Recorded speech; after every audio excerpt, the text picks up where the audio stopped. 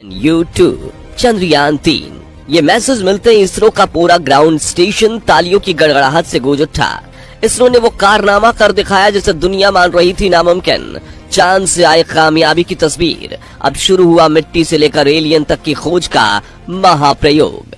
दोस्तों, जैसा कि आप सबको ये न्यूज मिली गई होगी कि हमारा चंद्रयान-3 चांद के दक्षिणी ध्रुव इलाके में सक्सेसफुली सॉफ्ट लैंड करने के बाद अब रोवर चांद की खौफनाक धरती को छानना शुरू कर चुका है। इस बड़ी उपलब्धि पर देश के पीएम और सभी राज्यों के सीएम खुद, साथ ही साथ दुनिया की सभी space agencies, NASA, Roscosmos, China और यूरोपीय अंतरिक्ष एजेंसी इसरो वैज्ञानिकों को बधाई दे चुकी है। इन सब चीजों से पता चलता है कि ये कितनी बड़ी अचीवमेंट है और अब सभी इस कामयाबी को लेकर इतने ज्यादा खुश और उत्साहित क्यों हैं।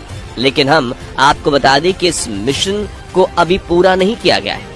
अब आगे चंद्रयान-3 मिशन को पूरा करने के लिए और क्या क्या करेगा, ये सक्सेस हमारे देश के लिए इतना महत्वपूर्ण क्यों है और साइकिल पर रॉकेट ढोने से लेकर चांद पर पहुंचने तक इसरो का ये सफर कितना बेमिसाल रहा है, आइए इस सब के बारे में डिटेल में जानते हैं।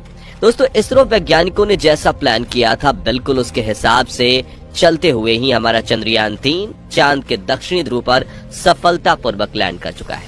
हमारे विक्रम लैंडर ने 23 अगस्त की शाम 6:03 पर सॉफ्ट लैंड किया और करोड़ों लोग इस ऐतिहासिक पल का हिस्सा बने। दरअसल इसरो ने अपने ऑफिशियल यूट्यूब चैनल पर, फेसबुक पेज पर लैंडिंग का लाइव टेलीकास्ट 45 मिनट पहले ही शुरू कर दिया था, जिसके चलते देश भर के करोड़ों लोगों ने चंद्रयान-3 को लाइव चांद की अंधेरी दुनिया में उतरते हुए देखा। इस दौरान हमारे देश के प्रधानमंत्री नरेंद्र मोदी भी वीडियो कॉल के जरिए वैज्ञानिकों के साथ जुड़े और मिशन के सक्सेसफुल होते ही इसरो चीफ एस सोमनाथ से उन्होंने बात की, साथ ही सभी वैज्ञानिकों की उनकी मेहनत के लिए सराहना भी की। मिशन के सफल होते ही पूरे देश में जश्न का माहौल शुरू हो गया। बहुत सी जगहों पर लोगों ने आतिशबाजी करके इस पल को सेलिब्रेट किया। यहाँ तक कि जैसे ही चंद्रयान-3 ने चांद की सतह पर लैंड किया, इसरो चीफ एस सोमनाथ अपनी खुशी को जाहिर करने से रोक नहीं पाए और उनकी आंखों में आंसू साफ साफ नजर आ रहे थे। आपको याद होगा 4 साल पहले 2019 के दौरान जब चंद्रयान-2 फेल हुआ था, तब उसी समय इसरो के चीफ के7 की आंखों में आंसू थे। लेकिन फर्क सिर्फ इतना था कि तब वो आंसू गम और अफसोस के थे, जबकि अब की बार ये आंसू खुशी के आंसू थे। और खुशी हो भी क्यों ना, चांद के दक्षिणी ध्रुव में लैंड करना एक बहुत बड़ी कामयाबी है और इस मिशन की सक्सेस के चलते इसरो की गिनती दुनिया की सबसे बड़ी और एडवांस स्पेस एजेंसीज में की जाएगी। लेकिन दोस्तों, यहाँ इस मकाम पर पहुंचना इसरो के लिए कोई आसान काम नहीं रहा, बल्कि इसरो की ये कामयाबी एक ऐसी इंस्पिरेशनल स्टोरी है जो सदियों तक सुनाई जाएगी। दरअसल इसरो की नींव साल 1969 में रखी गई थी। ये वो दौर था जब अमेरिका और सोवियत यूनियन के बीच एक स्पेस रेस चल रही थी और दोनों देशों के बीच एक कंपटीशन छिड़ा हुआ था कि चांद पर इंसानों को सबसे पहले कौन भेज पाएगा। तब इस फील्ड में भारत का दूर दूर तक कोई नामो निशान नहीं था। उसी दौरान हमारे इंडिया के फेमस फिजिसिस्ट और एस्ट्रोनॉमर विक्रम साराभाई भारत का पहला रॉकेट लॉन्च करने के लिए एक परफेक्ट जगह ढूंढ रहे थे और उनके कोलीग व हमारे भारत के पूर्व राष्ट्रपति एपीजे अब्दुल कलाम इस काम में उनकी मदद कर रहे थे। ये वो टाइम था जब इसरो के पास एक छोटा सा रॉकेट लॉन्च करने के लिए खाली जमीन तक नहीं थी। और आप ये जानकर हैरान रह जाएंगे कि भारत के पहले रॉकेट व उसके पार्ट्स को लॉन्च पैड तक लाने के लिए साइकिल और बैलगाड़ी का यूज किया गया था। उस समय कौन सोच सकता था कि ये स्पेस एजेंसी एक दिन चांद पर पहुंच जाएगी। यकीनन ये ख्वाब बस विक्रम साराभाई और एपीजे अब्दुल कलाम जैसे महान वैज्ञानिक ही देख सकते थे और वो ख्वाब अब जाकर पूरा हुआ है। आज चंद्रयान-3 के लैंड करने पर भले ही दुनिया भर से हमें बधाइयां मिल रही हैं, लेकिन 4 साल पहले जब हमारा विक्रम लैंडर चांद की सतह पर क्रैश हुआ था, तब यही दुनिया हम पर हंसी थी और हमारे वैज्ञानिकों की क्षमताओं पर सवाल उठाए गए थे। उन सवालों का जवाब देने के लिए भी चंद्रयान-3 मिशन का सफल होना बहुत जरूरी था और हम गर्व से ये कह सकते हैं कि अपने आलोचकों को हमने मुंह तोड़ जवाब दिया है।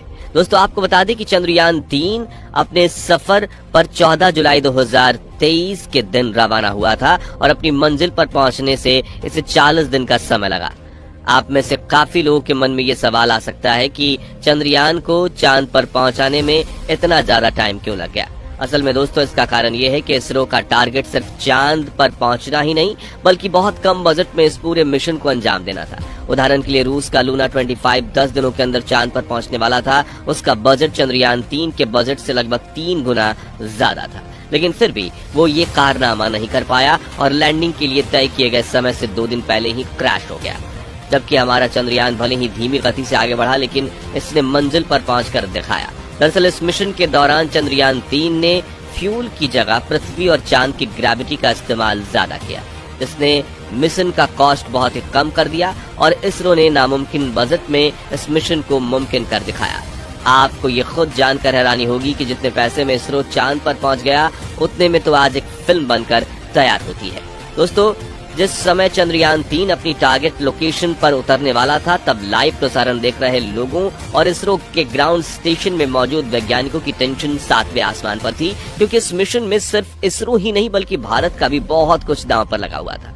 ऐसे में जरा सी गड़बड़ी पूरा खेल बिगाड़ सकती थी, लेकिन हमारे वैज्ञानिकों ने अपनी सभी कैलकुलेशन और टेक्नोलॉजी को सही साबित करते हुए चांद की दक्षिणी ध्रुव पर सफलतापूर्वक लैंड किया। इस मिशन को लेकर इसरो इतना तैयार था कि अगर कुछ गड़बड़ी होती तो प्लान बी पहले से ही रेडी कर लिया गया था। साथ ही हमें ये भी जानकारी मिली थी कि अगर प्लान ए में कोई दिक्कत आती तो इसरो लैंडिंग को वहीं रोक देता और फिर ये लैंडिंग अगले महीने की जाती।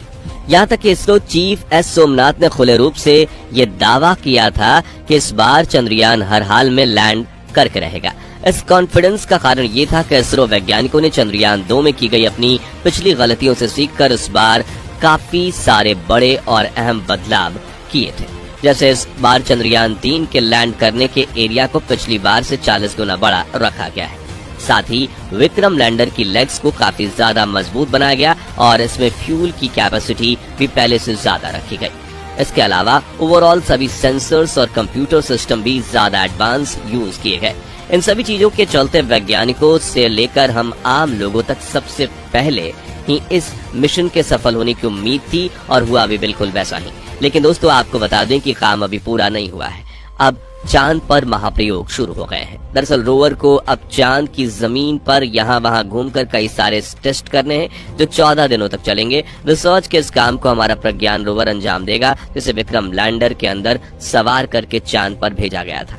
चांद की मिट्टी का सैंपल लेकर उसकी जांच करना, वहां के पत्थरों और चट्टानों पर परीक्षण करना होता है, वहां आने वाले भूकंपों का कारण जानना होता है और सबसे जरूरी चांद की अंधेरी दुनिया में पानी की खोज करना है। और यदि पानी मिलता है तो वहाँ एलियन होना भी संभव है। ये सब कुछ इस रिसर्च का हिस्सा रहेगा जो अगले 14 दिनों तक चलने वाली है। और इसके बाद हमारा चंद्रयान इन सारे परीक्षणों का डेटा इसरो वैज्ञानिकों को भेजेगा। ये काम पूरा होने के बाद चंद्रयान 3 मिशन को आधिकारिक रूप से संपूर्ण मान लिया जाएगा।